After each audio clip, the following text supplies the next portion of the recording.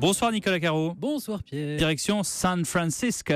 Oui, mais au 19e siècle, avec le roman de Viviane Perret, Houdini, Métamorphosis, aux éditions du Masque. Francisco. Houdini, le roi de l'évasion. Lui-même, le magicien qui se faisait ligoter avec des chaînes, vous savez, enfermé dans une malle et qui était capable de se libérer en quelques instants.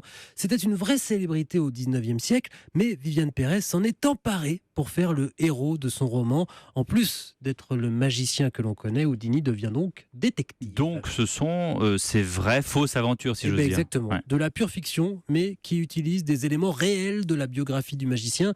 Nous sommes en 1899 à San Francisco, donc Houdini est justement en Californie puisqu'il se donne en spectacle en se libérant de 5, 6 ou 10 menottes qu'on lui avait attachées aux poignets et aux pieds. À chaque fois, il réussit à se libérer en quelques minutes, bien entendu. Les journalistes sont là, les théâtres dans lesquels il se produit sont pleins. Tout est bien donc, mais alors qu'il se promène dans San Francisco avec son assistant Jim, un homme, un Chinois, l'interpelle. Son maître voudrait le voir. Le maître en question, c'est Hong Ling Fon, un notable très respecté du quartier de Chinatown. Et alors il veut quoi? Un spectacle privé? C'est ce que pensait peut-être Houdini en s'y rendant, mais non. Il demande au magicien de retrouver sa nièce. Elle a disparu et il ne fait pas confiance à la police. Il pense que le talent et l'intelligence du magicien peuvent faire des miracles. Houdini refuse, mais Hong Ling Fon lui montre ce qu'il lui donnera en récompense s'il accepte la mission. Un très ancien manuel de magie chinoise avec tous les trucs évidemment. C'est le Graal des illusionnistes. Il va finir par accepter et Houdini devient donc détective malgré lui, un emploi qui lui va plutôt bien.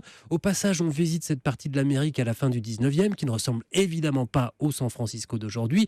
On touche du doigt le racisme anti-chinois institutionnalisé à l'époque, mais c'est d'abord et avant tout un livre de détective, une sorte de Sherlock Holmes avec une baguette magique. Houdini, Métamorphosis chez Lattès de Viviane Perret. Merci Nicolas. Et il y a un deuxième tome, une deuxième aventure qui est déjà en préparation. Oui, on va d'abord dire celui-là. Bien sûr. Hein, voilà.